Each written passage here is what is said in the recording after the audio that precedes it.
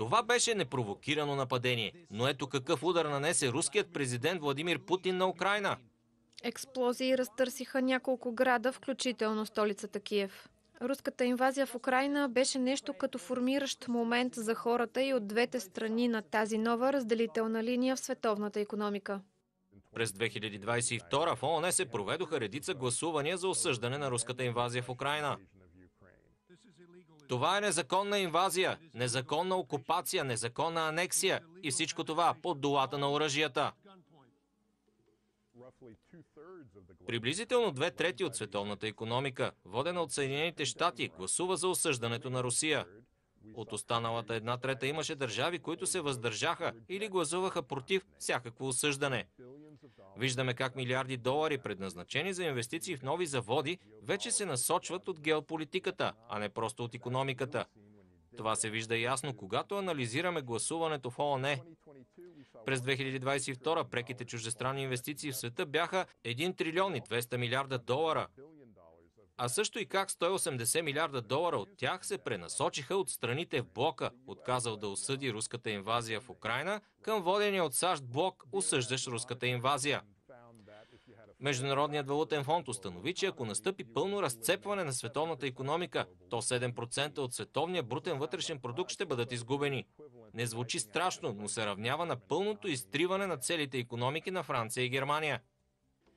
Китай си остава фабриката на света, като предлага мащаби, каквито никой друг не може да предложи. Нагласите за инвестиции там станаха твърде негативни през последните години. Но има една мрежа от глобалната търговия, чиято основа почива на отношенията между САЩ и Китай през последните 20-30 години. Мнозина я сравняват с правенето на омлет. Дори и да сте американска компания, вие все още дълги години ще зависите от много неща, произвеждани в Китай.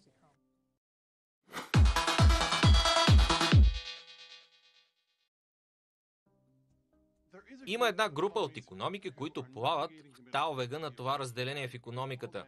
Можем да ги наречем свързващите икономики. Те не участват в играта с избирането на страна.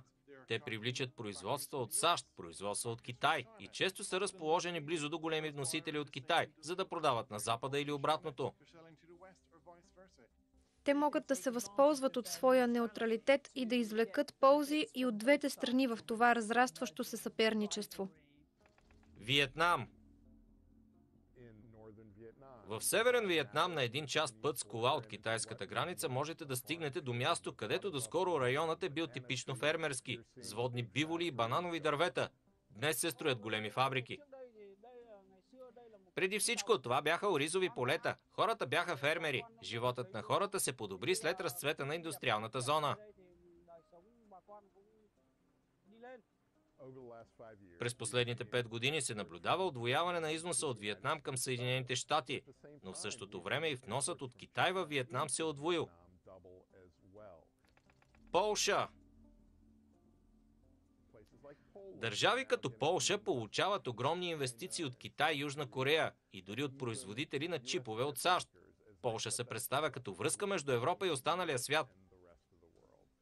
Индонезия.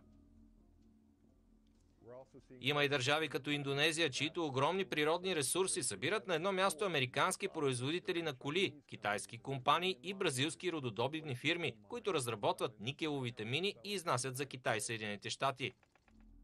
Мароко. Ако сте държава като Мароко, която има споразумение за свободна търговия с САЩ и установени добри отношения с Китай, то вие сте в позиция да играете и с двете страни.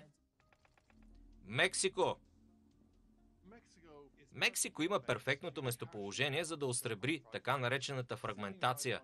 С общата си граница с САЩ, страната е класически пример за неаршоринг. Но Мексико привлича и много инвестиции от Китай и затова може да стои от двете страни на разделителната линия. Мнозина казват, че досега всичко е било произведено в Китай, но в бъдеще всичко може да бъде произведено в Мексико. Ние имаме потенциала и ако изиграем правилно картите си, можем да произвеждаме цялата потребителска електроника, която досега се е произвеждала в Китай, тук, в Мексико. Трябва да поясним, че в някои случаи тези свързващи икономики имат още дълъг път преди да могат да разполагат с инфраструктурата, магистралите, пристанищата и електропреносните мрежи, които са ключови характеристики, търсени от световните производители. Китай ги създаваше с десетилетия и сега тези икономики трябва да го настигнат. Ние сме съвсем в началото на тази история.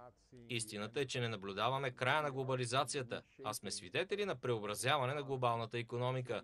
Това е една силно взаимосвързана глобална икономика. Бизнесът ще продължи да работи. Паричните потоци ще продължат да кръстосват света. И въпреки, че ще има обтегнати отношения на правителствено ниво, компаниите ще намират начини да заобиколят политическото разделение. Как ще стане това и в каква посока ще поемем през следващите години, реално ще оформи живота на всички ни.